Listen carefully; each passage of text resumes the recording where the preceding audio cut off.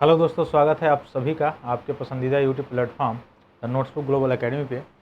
अभी हाल फिलहाल में आपने देखा होगा कि 2022 से, है ना,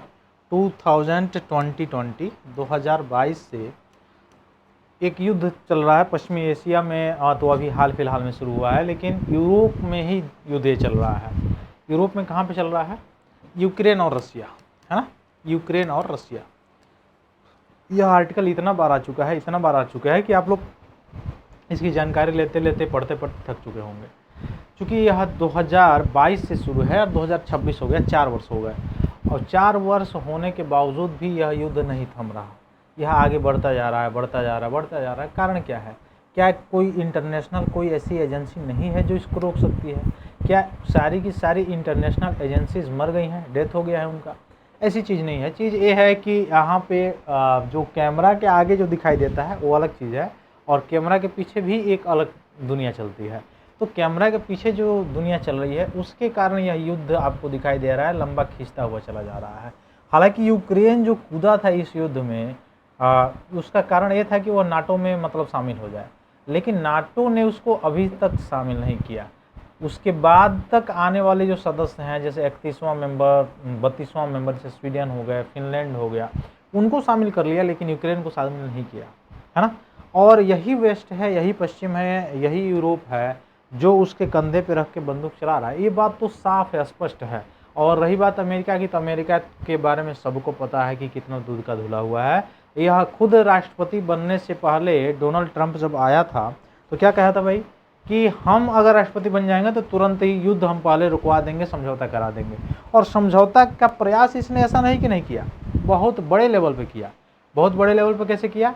कभी अकेले में रसिया से मिलेगा, कभी अकेले से यूक्रेन के राष्ट्रपति से मिलेगा। अरे जो दो युद्ध, मतलब दो लोगों के बीच में जो कन्फ्लिक्ट है, जब तक वो दो लोग टेबल पे नहीं आएंगे तब तक कन्फ्लिक्ट शांत कैसे हो सकता है? किसी एक को बुला के आप निर्णय दे दें, कोई पंचायती हो रही है या कहीं पे आप अदालत ही में ही चले जाइए, अगर वहाँ पे निर्णय हो रहा है, डिसीजन दिया जा रहा है, या किसी का केस की सुनवाई हो रही है, तो केस की सुनवाई में किसी एक ही पक्ष को केवल ला के बता के सुना के छोड़ देना, इससे तो केस तो सॉल्व नहीं होगा।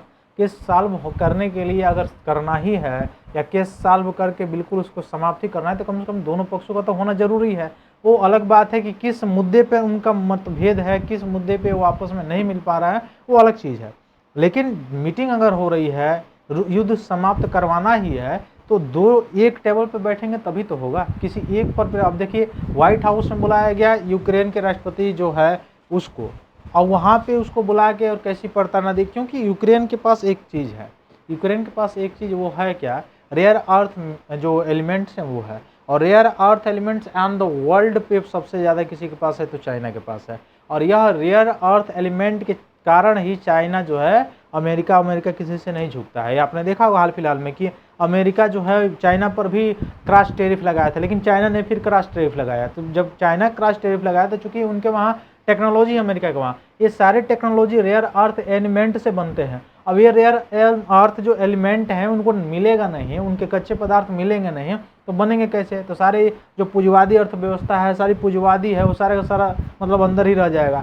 तो इसलिए फिर झुकना पड़ा। आपने ये भी देखा होगा हाल फिलहाल में कि अमेरिका का राष्ट्रपति जो ड्रम है, अरे ड्रम तो मैं ऐसे ही कहता हूँ, डोनाल्ड ट्रंप, वो अभी चाइना भी गया हुआ था।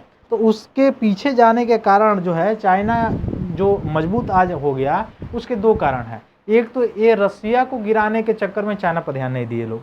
दूसरा, चाइना लगातार कंटिन्यूसली अपने वर्क पे लगा रहा, अपने जो मैन्युफैक्चरिंग है उस पर लगा रहा, मैन्युफैक्चरिंग जो हब है उस पर कार्य करता रहा, फोकस करता रहा।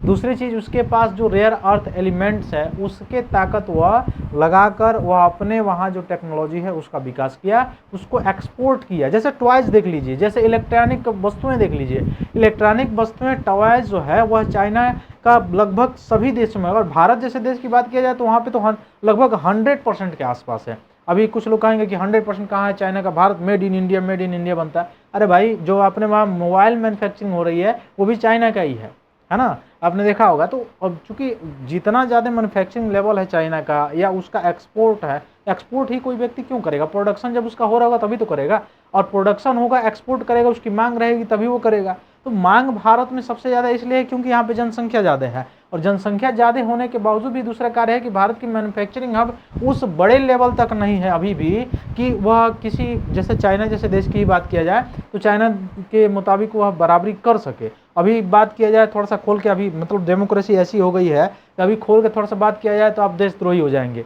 तो मैं मतलब और अंदर तो हम लोग जाना नहीं चाहते हैं, लेकिन चलिए हम लोग बात कर रहे थे रसिया यूक्रेन की।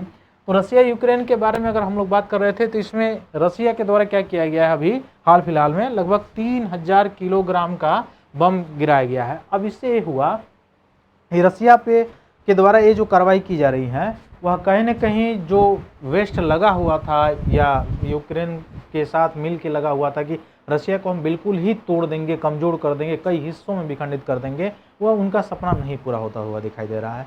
क्योंकि उनके पास एजेंडे की ही कमी है भाई, अपने में ही अपने में मतभेद क्यों है, क्योंकि उनके पास एक महान आदमी बैठ गया है। अभी एक महान आदमी डोनाल्ड ट्रंप है। अभी कुछ समय पहले आपने देखा होगा कि ग्रीनलैंड पे ही उसका कब्जा चाहिए। अब ग्रीनलैंड पे आधिकारिक रूप से आपने देखा होगा कि वह मतलब डेनमार्क का कब्जा है। अब उससे क्या हुआ, डेनमार्क नाराज हुआ, डेनमार्क नाराज हुआ तो यूरोप नाराज हुआ, फिर इन दोनों में कन्फ्लिक्ट हो गई। यही कारण है कि अभी जो है यहाँ पे हार्मुज में जो हो रहा था कन्फ्लिक्ट, वहाँ पे अकेला क्यों पड़ा हुआ था, क्यों नहीं नाटो इसका साथ दिया, इसके मतलब बनचरई के चलते, बनचरई मतलब समझ रहे हैं ना, वहाँ इसी के चलते। तो ठीक यह चीज़ें चल रही हैं, तो गिराया गया है अभी इसके द्वारा। रूस यूक्रेन युद्ध एक बार फिर मतलब तेजी पकड़ लिया है।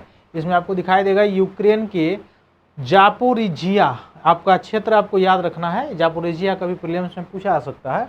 तो जापोरिजिया नामक जो क्षेत्र है उसके ओरखीव पर लगभग 3000 किलोग्राम का एक ग्लाइड बम का इस्तेमाल किया गया है और इसका वीडियो भी अभी हाल फिलहाल में जारी किया गया है। रूस का SU या Su-34 लड़ाकू विमान ने इसका मतलब ऐसा कार्य किया है और लक्ष्य के वो भेद कर तबाही करने का काम किया है। अब समझिए कितना बड़े लेवल पे 4 वर्ष पर किसी मतलब ऐसा नहीं कि यूक्रेन छोड़ रहा है, दूध का धुला हुआ है, उसका भी वही हाल है, लेकिन 4 वर्ष से कहीं युद्ध चल रहा है लगातार, तो कहीं ना कहीं आपको दिखाई देगा कि उसका जो बोन है या हड्डी है वो कहीं ना कहीं मजबूत नहीं है उतना, अब धीरे धीरे कम होता है। लेकिन यूक्रेन एक छोटा सा देश वह क्यों रसिया से 4 वर्षों से लड़ रहा है, अभी भी मानवता करने के लिए, समझौता करने के लिए पूर्णतः तैयार नहीं है। तो आपको दिखाई देगा कहीं ना कहीं इसके पीछे हथियार। अभी अच्छा, अभी सिपरी का रिपोर्ट निकला हुआ था, उसमें आपने देखा होगा कि सिपरी के रिपोर्ट में वर्ल्ड लेवल पे सबसे ज़्यादा अगर कोई हथियार खरीदने वाला कोई मतलब देश है तो वो कौन है, यूक्रेन है। सबसे ज़्यादा टॉप फर्स्ट में है वो, है ना, सबसे फर्स्ट नंबर पे है। तो इसमें ये सारी चीज़ें आपको दिखाई देगी कि इसे काम चलेगा नहीं। फैब, अब इस थोड़ा सा इसके बारे में थोड़ा सा जान लेते हैं। जो बम था उसका नाम क्या था, फैब 3000 ग्लाइड बम था। और फैब 3000 ग्लाइड बम अगर आपसे पूछा जाए है कहाँ का, तो सोवियत संघ का है, यानी रूस का है ये, जिसका कुल वजन लगभग 3 टन अर्थात 3000 किलोग्राम के आसपास है। अच्छा ये बताइए, मान लीजिए बम फटा नहीं, लेकिन कहीं जाके बहुत बड़े भीड़ पे ही ये गिर गया 3 टन, तो समझिए ऐसे ही गायब हो गया, बिना फटे हुए गायब हो गया। और किसी इमारत बिल्डिंग्स पे अगर गिरेगा तो वहाँ पे क्या तबाही मचाएगा वो अलग ही चीज़ है। 1.4 टन। अच्छा, पूरे विश्व में बात होती है पर्यावरण बचाने के लिए, पर्यावरण को प्रदूषण से बचाना है, प्रदूषण से बचाना है। क्या 4-5 वर्षों से या लगातार अभी युद्ध जो चल रहा है जिसमें अलग अलग परमाणु बम या परमाणु बम की मैं बात कर रहा हूँ, अलग अलग जो है बैलिस्टिक्स बम जो हैं वो चलाए जा रहे हैं, क्रूज मिसाइल्स चलाए जा रहे हैं, तो क्या इससे पॉल्यूशन नहीं होगा?